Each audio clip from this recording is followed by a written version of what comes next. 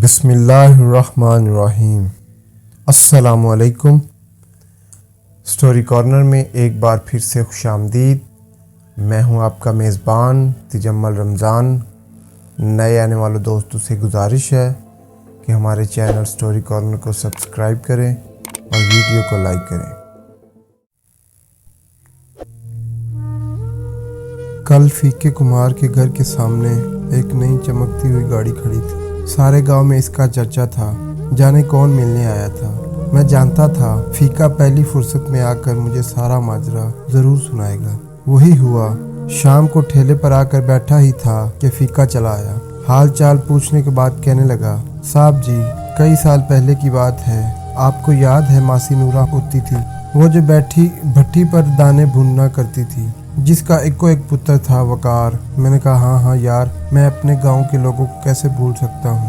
اللہ آپ کا بھلا کرے صاحب جی۔ وقار اور میں 5ویں جماعت میں پڑھتے تھے۔ اسکول میں اکثر وقار کے ٹھڈ میں پیڑ ہوتی تھی۔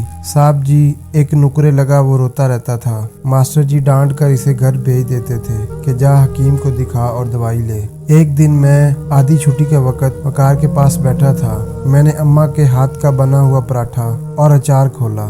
صاحب جی آج بھی وہ جب کبھی بہت بھوک لگتی ہے نا تو سب سے پہلے اماں کا ہاتھ کا بنا پراٹھا ہی یاد آتا ہے، اور سارے پنڈ میں اس پراٹھے کی خوشبو کھنڈ جاتی ہے۔ پتہ نہیں صاحب جی اماں کے ہاتھ میں کیا جادو تھا۔ صاحب جی وقار نے پراٹھے کی طرف دیکھا اور نظریں پھیر لی۔ اس کی ایک نظر نے اس کی ٹھڈ پیڑ کے سارے راز کھول دیے۔ میں نے زندگی میں پہلی بار کسی کی آنکھوں میں آندروں کو بھوک سے بلکتے دیکھا۔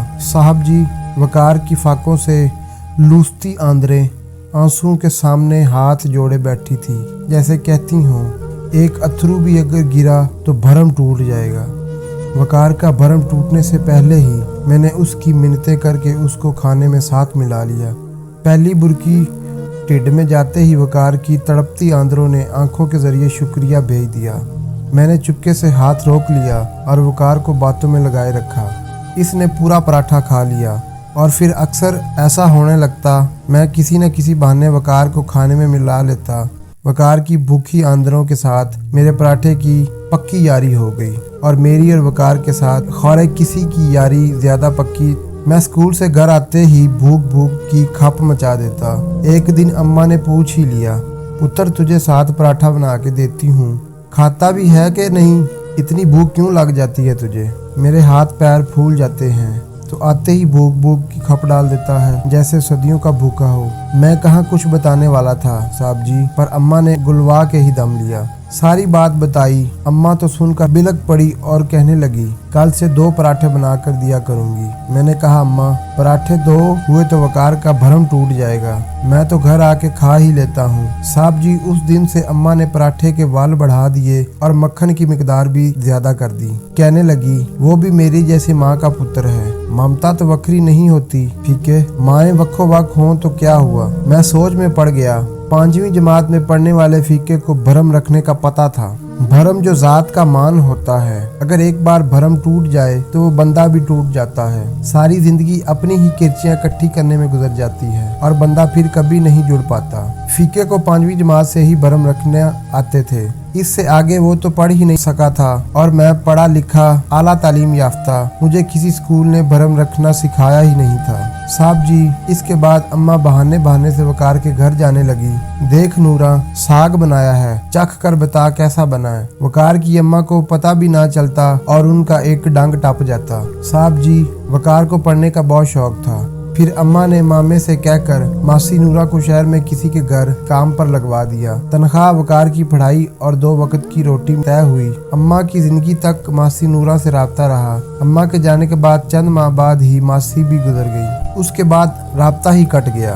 کل وقار آیا تھا، ولایت میں رہتا ہے، واپس آتے ہی ملنے چلا آیا۔ پڑھ لکھ کر بڑا افسر بن گیا ہے، مجھے لینے آیا ہے صاحب جی، کہتا ہے تیرے سارے کاغذ ریڈی کر کے پاسپورٹ بنوا کر تجھے ساتھ لینے آیا ہوں، اور ادھر میری اماں کے نام پر لنگر کھولنا چاہتا ہے جی۔ صاحب جی میں نے حیران ہو کر وقار سے پوچھا، یار لوگ سکول بنواتے ہیں، اسپتال بنواتے ہیں، انہیں لنگر ہی کیوں کھولنا چاہتا ہے، اور وہ بھی اماں کے نام پر؟ کہنے لگا، فیکے بھوک بڑی ظالم چیز ہے، चोर डाकू बना देती है। खाली पेट पढ़ाई नहीं होती, टिड्ड पीड़ से जान निकलती है। तेरे से ज्यादा इस बात को कौन जानता है। फीका सारे आंखें पढ़ने वाले नहीं होते और ना ही तेरे वर्गे भरम रखने वाले। फिर कहने लगा, यार फीके, तुझे आज एक बात बताऊं। चलिया, मैं सब जानता हूँ। चंद दिनों के बाद जब पराठे के वाल बढ़ गए थे और मक्खन भी आधा पराठा खाकर ही मेरा पेट भर जाता था, अम्मा को हम दोनों में से किसी का भी भूखा रहना मंजूर नहीं था। फीके वकार फूट फूट कर रो रहा था।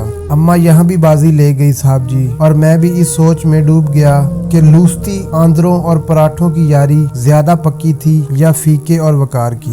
भरम की बुनियाद पर कायम होने वाले रिश्ते कभी टूटा नहीं करते। फीका कह रहा था, मुझे अम्मा की वो बात आज भी याद है साहब जी। इसने कहा था, ममता तो वक्री वक्री नहीं होती फीके, माएँ वक्को वक हो तो क्या हुआ। भरम ही तो है जो सारे रिश्ते और दोस्तियां कायम रखता है। इसी के साथ हमारी आज की स्टोरी का टाइम खत्म हुआ। कल एक नई स्टोरी के साथ हाजिर होंगे, तब तक इजाजत दीजिए। अल्लाह निगहबान।